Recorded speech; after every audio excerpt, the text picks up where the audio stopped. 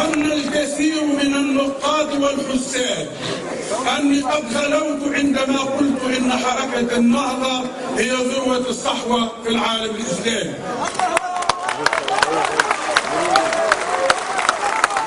ورغم أني لست بحاجة إلى البرهان على ذلك لأنكم أنتم الدليل القاطع عليه، فإني مع ذلك ومرة أخرى بعيب من مهنتي أني أبرهن عما أقول، أريد أن أبرهن على ذلك اليوم في جمل قصيرة. لاحظوا معي أن المدة التي اطلعنا بها فيها رمز الظلم والقهر والاستبداد والفساد تكاد تكون مساوية للمدة التي سنجعل هذا الابتداع شرعا يحكم تونس في المستقبل.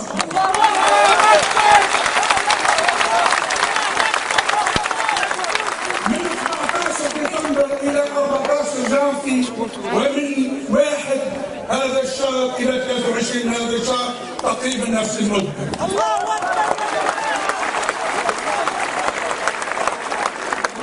لذلك فإن برهاني سيعتمد على العمل الذي علينا أن نقوم به لكي تكون حركة النهضة قد برهنت على ما قلته، وربما على أكثر مما قلته، فلا أكون قد غلوت عندما قلت ما قلت.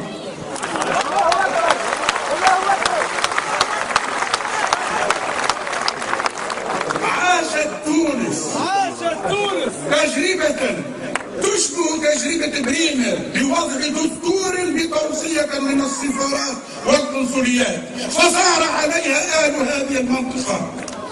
الدستور سنة 1964 كان مفروضا على الحكومة التونسية، لم يكن بإرادة شعبها، لم يقبله شعبها وصار عليه.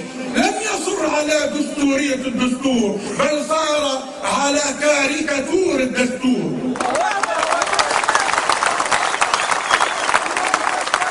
والمطلوب من حركة النهضة والذي برهنت عليه في الشهور التي مرت إلى ملتقانا اليوم أن تحول دون أن يصبح الدستور المقبل كاريكاتور دستور.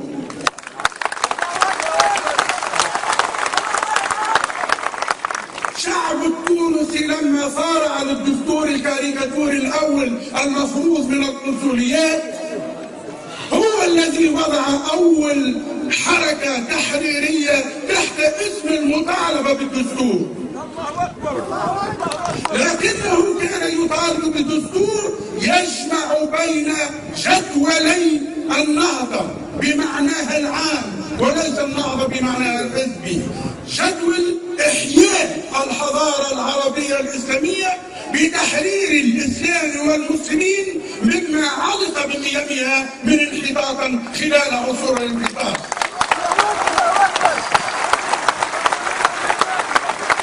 وجدول استنباط القيم الحديثة التي توصل إليها الإنسان من حيث هو إنسان، لأن المسلمين يؤمنون بأن مبدأهم هو التصديق والهيمنة، أي إنهم كل حقيقة يقبلونها إذا كانت حقيقة لا تتعارض مع قيم القرآن.